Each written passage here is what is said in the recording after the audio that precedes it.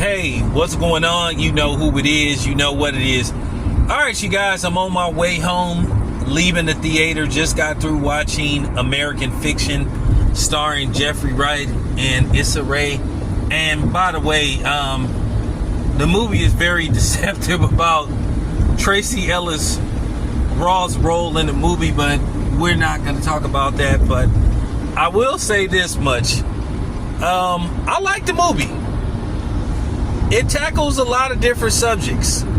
Tackles everything. And it's kind of funny, the movie subliminally takes a swipe at Tyler Perry, but you're going to have to see the movie to catch it. But basically it just tells the story of, Jeffrey Wright. He's a black man out of Boston, ironically, one of the most historically racist cities in history. Kind of funny that they don't bring that issue up. But, unfortunately, something dramatic happens. A tragedy happens, the first 15 minutes of the movie. And then, his brother reveals a secret about him. Y'all should already know what that is. Of course, they had to put that in. But you could get past that. But what happens is, this is a dude that's not selling any books.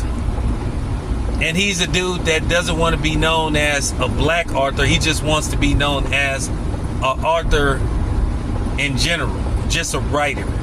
But unfortunately, his literature goes over people's heads because it's not what people expect of black people. So what happens is, he goes to a book reading / seminar, and then basically he listens to some of the literature that's in this book, and he gets irritated by it. So as a joke, he writes a book playing into all the stereotypes and the perception of black people, where he thought it was meant to be a joke. Actually, of course, who sees it, and they're just fascinated, mesmerized by it. And they basically pick up the book, which later he ends up selling the movie rights. But throughout the movie, to make, I don't want to tell the whole story, but the dude really starts to look at himself and question himself, because it comes to a question: is this dude compromising himself? But some issues happen in the movie where he desperately needs money. So it comes down to, do I stick to what I'm doing, or do I have to do what looks to appear as I'm selling out? And then the funny thing is, the movie just plays into everything, all the stereotypes on the movie screen and how we are perceived by people. Now, of course, white people gonna look at it like, ha ha ha, what a great movie. But black people gonna be like, this is reality. And then one of the dudes that pick it up, he's this dude that think he knows black people because he ends up spending like a month in jail. So he just understands the so-called black plight, and he feels like it's his duty to get even with white people for what they've done to black people. So he comes up with this ridiculous idea for a movie. You just got to see it, what the name of the movie and what the premise is. It's kind of funny though when you think about it, because they actually got a movie like that. But we'll talk about it. It is kind of funny. But nevertheless,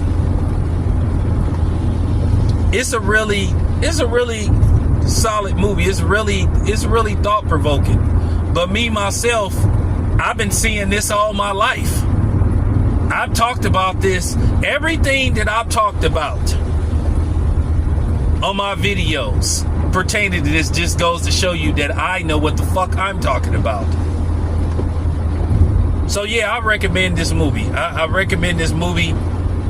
This is a movie that purposely stayed away from nationwide distributing, because of course this is one of these movies they want to quietly go away. because this movie is too truthful.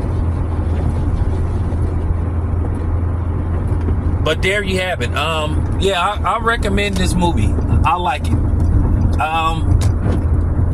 On a scale of 1 to 10, I give it a 9. Now, the only issue I had with this movie is how the movie is edited a little bit.